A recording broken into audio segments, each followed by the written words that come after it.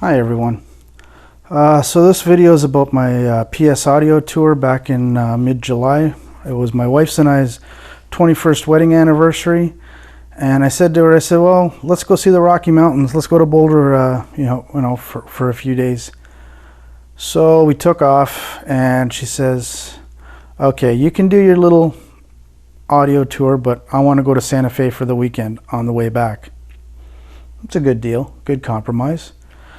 So when I arrived at the PS Audio facilities, Paul McGowan wasn't there, which again, we know that's a crapshoot. He said it himself in the video. Sometimes even when he is there, he's busy because again, he's got a company to run. So Paul wasn't there, but the sales staff greeted me at the back door because, and we went inside, and I had the tour with Jason from sales and James, who, as is correctly done on the PS Audio forums, he's the PS Audio whiz kid. No argument there. So at any rate, we did the tour. I was really interested in the manufacturing side of things, with my electronics background and that, and really impressed with how they build stuff, how they do things, their process and everything else. Met the engineering folks briefly, and then I ran into Darren Myers. He was working on some stuff on one of the benches there, and had a brief chat with him, and he found out he's a fellow Canadian. I'm from Hamilton, Ontario, and he was born in London, Ontario. And he's the reverse of our son. He was born in Canada but raised here in the U.S. Our son's born here in the U.S. but raised in Canada. Now he's at U.S. Army boot camp, which he graduated, and now he's doing his job training. Anyway, sorry about the sidetrack. So getting on with the tour there. So we started off doing the whole factory tour, engineering, the shipping area, I left my copy of 99% on Paul's desk, which he graciously signed and sent back to me. That was very cool. Thank you, Paul. And so we went through, I believe it would be called Music Room 2, which has the PS Audio Stellar equipment in there. There's no, well, when I was there, they didn't have the prototype of the phono preamp yet, but that's okay. I'm not a vinyl guy anymore, so I'm purely DSD and DVD audio and all that. I'm all digital now. I'm done with vinyl. As much as I loved it, it was fun. I'm done with it. At any rate, so we went to Music Room 2. We listened to some music that I was familiar with. They had Qobuz all set up.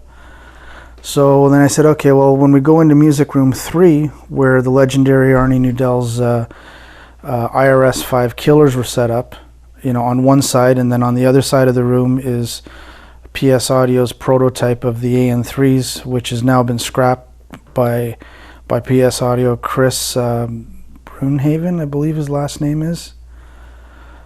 He's basically gone back to the drawing board with the custom built designed by him speaker driver, speaker cones.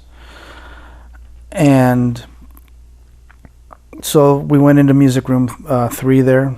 They didn't have the Arnie Nudell speakers set up because there was a phasing issue on one of the tweeters, so I told James, just don't worry about it, I'll gawk at them, I'll take photos and stuff like this, which you'll see all my photos also in this video. Music Room 1 with the IRS 5s. Oh, wow, it's mind-blowing. I wanted to stick with the same music going through the 3 rooms, so, they would have a better appreciation of how things are set up. But then once we got through the critical part of it, I just said to the boys, I said, let's crank some tunes, man. So we got Stevie Ray Vaughan set up. We had some Gary Clark Jr. My only disappointment was we couldn't get the first 5 minutes of Tarkus set up on the IRS 5s, or 6 minutes and 20 seconds into Genesis Firth the Fifth. I would have loved to just shake that whole, building there, but whatever. So that didn't happen, but that's okay. There'll be another tour and another trip, I'm sure. But my big highlight was upstairs in Octave Studios. So Jason just happened to take me up there just to show me the studios, and who peeks his head out of the corner? There's Gus Guinness. And I'm like, wow, this is so cool. So, you know, he basically gave me the personal tour of the studio. He's got Neil Young's Revox mixing desk set up, lovingly restored. Um, he has an ARP module also previously owned by Neil Young. Underneath that module is some Behringer synth modules, which Gus swears sounds just as good as the real thing, which he also has. He's got a modular Moog setup that wasn't running at the time, but you know, he did offer to let me try his Behringer setup, but I was kind of really finger shy and rusty fingers anyways. But the big highlight for me was sitting in the sweet spot at his mastering desk, listening to Joni Mitchell's Both Sides Now. It's only available on DVD audio, but he has done an SACD or DSD 5-channel remix of it, which is still not officially available yet, but I can't wait till that happens. Just blew my mind. Just blew my mind. I mean, you know, when it comes to the gurus out there, Elliot Shiner for the DVD audio stuff, you know, you listen to his Eagles mixes, you listen to his Fleetwood Mac stuff, just brilliant. And then on the DSD side, you know, whether it's 2-channel or 5.0 channels, Gus is the guru. No argument about it. The way he mixes stuff, it's like the vocals are center, but there's just enough bleed through on the left and right to just make you feel like you're in the room with Joni Mitchell on, you know, at the microphone. You know, enough ambience in the surround channels to make you appreciate everything. Then he put on a Diana Krall 5-channel mix, which wasn't done by him, but a friend of his. And he even told me, he says, when you first hear this, if you're so used to listening to the 2-channel Diana Krall stuff that's out there, this will be a bit of, you know, a little weird, because the guy who mixed this, he took all 5 channels, and it's literally got Diana Krall coming out of all 5 channels, but with a center focus. So it's like not a headphone experience, but it was, at first listen, it was a little weird, but then you kind of got used to it and said, okay, I get what he's trying to do here. You know, another master of, you know, PCM 5.1 channel is Steven Wilson. Again, just got it yesterday in the mail. Love it. So anyways, so yeah, that was my other highlight. Not meeting Paul, yeah, disappointed, but whatever. That's okay. Meeting Gus, huge. And you know, that's basically it. That's my, you know, if you get a chance to be in Boulder, Colorado, go visit the PS Audio facilities. Super nice people up there. You know, I had a blast. You know, I had the whole place to myself.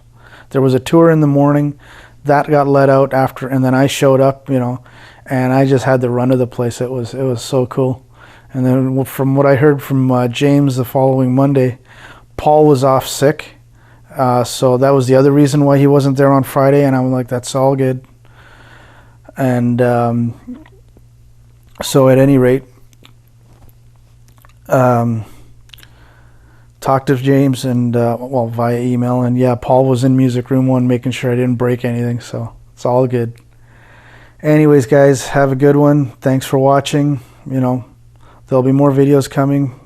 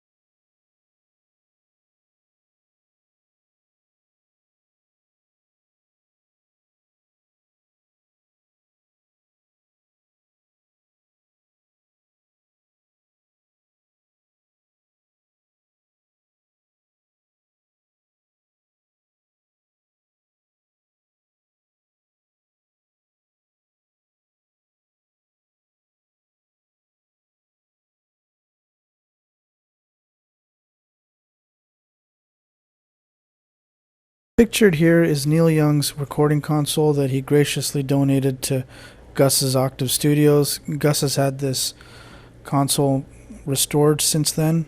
And here is an ARP module, again donated by Neil Young to Gus's Octave Studios. And below that is Gus's personal own. He's got some Behringer modules that he put together, and he swears they sound as good as a Moog. He offered me to play it that day, but I was a little shy, It was just having too much fun just gawking at everything up in his studios. But still, it was pretty cool. Gus Guinness was such a nice guy to meet that day up in the Octave Studios. It was just literally like a playground. He let me look at stuff, all the audio demonstrations, all the stories. Really, really nice man, really down to earth, and really, really knows his stuff about DSD. It was a huge thrill for me to meet him. Now I was able to put a face to the credits on the back of those discs that I've enjoyed all these years. The sweet spot in Gus Guinness's mastering console. To sit there and just listen to the Joni Mitchell, Diana Krall tracks and the Monk Chance tracks that he played to me was just phenomenal. To have 5 equidistant Sony towers just aiming right at you, you have a full "you are there" experience. The way he mixes the vocals, blends it in with the instruments and all that, it's really, really tastefully done. Can't say enough about the way he does stuff. Here's another view of Gus Guinness's speakers in the studio. These are 3 Sony towers for the left, center, and right. On top of the Sony towers, he has Harbeth monitor speakers spread throughout the studio, both in the ceiling, in front, on the floor, and in behind. The reason for all these speakers is he's working with Sony on an object-based surround sound system. Smiley, the Revox tape recorder. It stays in the corner of the studio there so everybody can see it on their way in and on their way out. And Gus insists you must take a picture of it before you go. And that is a working unit, by the way. Music Room 2, I believe. This is where they keep the Stellar lineup of demo equipment. So what's in the rack is basically what I have at home.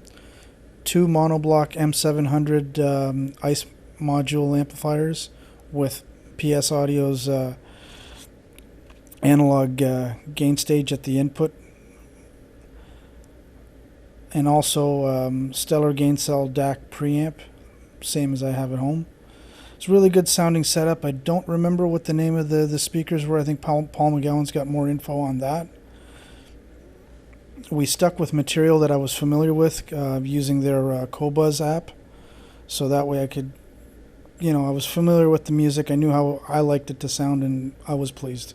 James, the PS Audio Whiz Kid. Him along with Jason in sales really treated me well that day.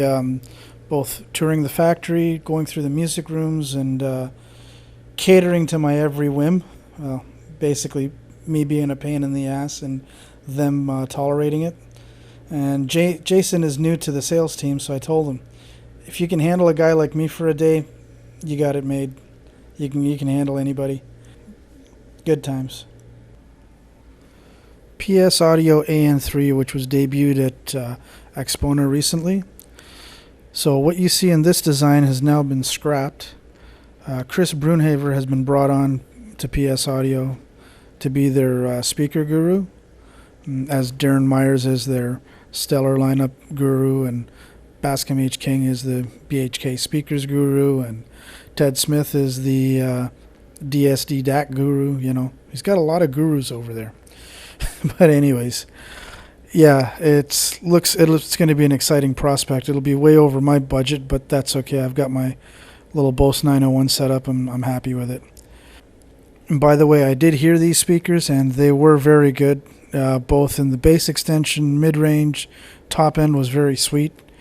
But yeah, there's a few rough edges that I'm sure they're going to iron out. Arnie Nudell's final masterpiece. Those were tagged the IRS 5 Killers. Completely his design. As everyone knows, Paul McGowan and company over there, they're building their AN3 design, which is basically a testament and a tribute to what Arnie Nudell's work was. It wasn't on at the time. They were having they had some phasing issues with one of the tweeters, so I couldn't really hear it, but that's okay. Just looking at them, walking around, looking how he did everything, how he designed it, it was very cool. Backside of one of the Emmett panels of the IRS 5s. I'd hate to be the one that had to rewire all that, but yeah, Paul did get all those Emmett tweeters and mid-ranges rebuilt, and yes, they do sound amazing. Me and the IRS 5s. Music Room 1 is exactly what everyone describes in the YouTube videos, on the PS Audio forums, and in general. Just amazing soundstage. You hear in front, behind, music literally fills a room, but, in such a way that you just have to be there. Bass extension, with those big subwoofer towers in the back there. And, of course, everything's driven by BHK PS Audio electronics. I'm not a vinyl guy, so I basically stuck to Qobuz and some SACDs. Only disappointment, which I mentioned to Paul in an email, and it's nothing against PS Audio, but I was kind of hoping to hear 6 minutes and 20 seconds into Genesis Firth of Fifth off of the Selling England by the Pound LP, or SACD, whatever, and Tarkus, the intro at least. That would have been very cool. But, we tried to stick to the same music going through all three music rooms, and where it all started. So the PS Audio Museum up on the second floor there, where all the engineers and the salespeople and all that hang out. So yeah, these are the preamp box that Paul and Stan put together. Paul's design inside, and Stan paid him the $500 to be part of the company, hence PS Audio. All the different iterations of their first products, including the preamp that they built later on. Very cool stuff. Outside the PS Audio building, that's my dog Happy. She came along with us on the trip. My wife came back to pick us up once I told her I was all done, and a splendid time was guaranteed by all. I highly recommend, if you have the chance, please go to the PS Audio factory and music rooms. It's worth the drive no matter where you come from.